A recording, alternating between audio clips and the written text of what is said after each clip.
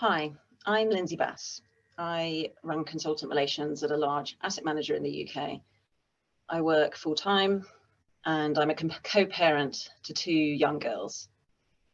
I've often felt like a fish out of water. I think we probably all wear different masks at different times, but none have felt quite so challenging as the one that I had to learn about when I joined financial services. So here's a few snippets of my story. I've been working in this industry for over 16 years now, but I spent several years working in TV and also fashion. Numbers were definitely not my friend. I prefer words and people more.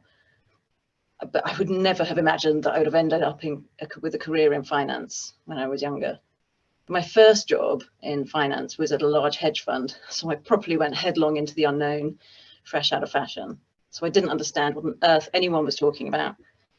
But I did hit the books pretty quickly because at least I did know how to study and I did enjoy learning.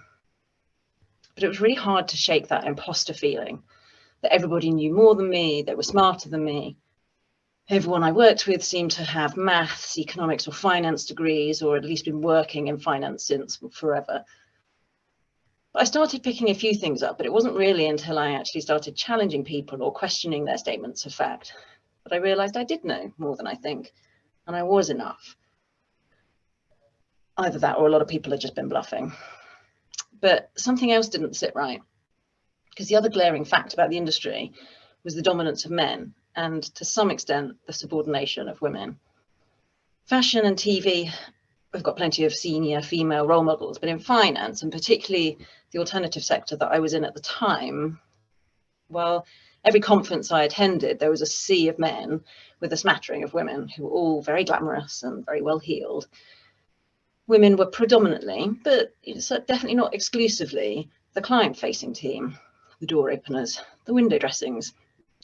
Now, don't get me wrong, there's definitely some very smart women out there, and particularly at that time, but there was just this feeling, whether it's what I had or from others, this perception that women really didn't need to be smart, but they did have to look amazing.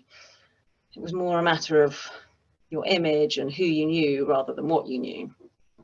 Now, I'm also blind in one eye, and as Zoom is unfortunately kind enough to remind me on a regular basis, I have wonky eyes and I don't look the same as others. So a focus on image kind of leaves me with a slightly more personal sour taste in my mouth.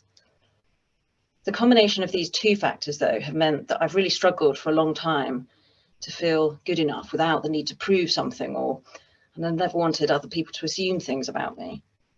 To be honest, it's taken me probably 10 to 15 years to get into my groove. There hasn't really been a light bulb moment, but just over time with some great friends, mentors, coaches and therapists, I've learned to drop my guard, to be okay with being me and not feel like I have to be the smartest in the room, in either sense of the word. Now, I just hope I can help others learn that it's okay to be yourself. Thank you.